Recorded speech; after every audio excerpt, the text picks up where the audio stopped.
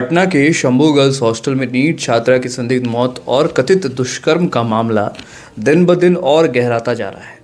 इस केस की सबसे महत्वपूर्ण कड़ी वो है 17 घंटे की सीसीटीवी फुटेज जो रहस्यमयी तरीके से गायब हो गई। सीआईडी, एसआईटी और एफएसएल की संयुक्त जांच टीमें इस बात पर हैरान कर रही हैं कि 5 जनवरी की रात 9:30 बजे से लेकर 6 जनवरी की दोपहर 2 बजे तक का डेटा डीवीआर से कैसे नदारद है।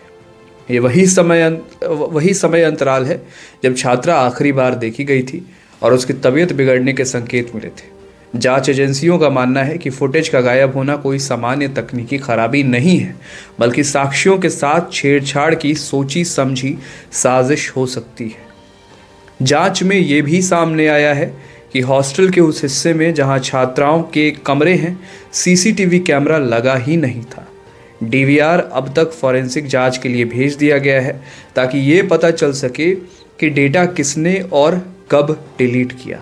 इस बीच एफएसएल रिपोर्ट ने एक बड़ा खुलासा किया है।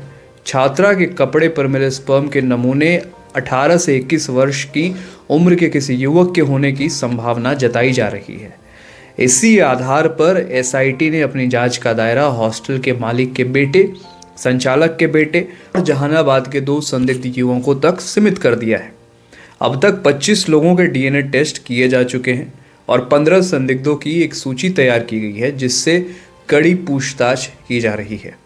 पुलिस अब छात्रा के जहानाबाद कनेक्शन और उसके परिवार के व्यवहार की भी बारीकी से जांच कर रही है। सवाल ये भी उठाए जा रहे हैं कि 26 दिसंबर को अचानक पूरा परिवार हॉस्टल क्यों आया और उसे घर क्यों ले गया। छात्रा के घर रहने के दौरान उसकी मोबाइल हिस्ट्री, डिलीट किए गए संदेश और उसके व्यवहार में आए बदलाव को भी जांच के 59 बिंदुओं में शामिल किया गया है। आशंका ये भी लगाई जा रही है कि छात्रा को कोई नशीली दवा या शरीर पर प्रभाव डालने वाली गोलियां दी गई थी।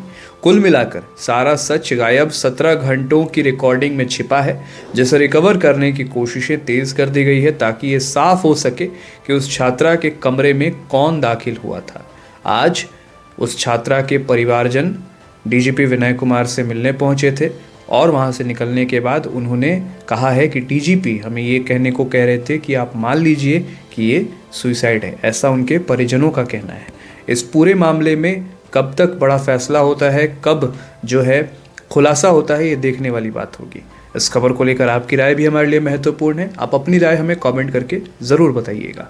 विचार लाइव देख रहे थे आप। मेरा नाम है विकास सिंह। धन्यवाद।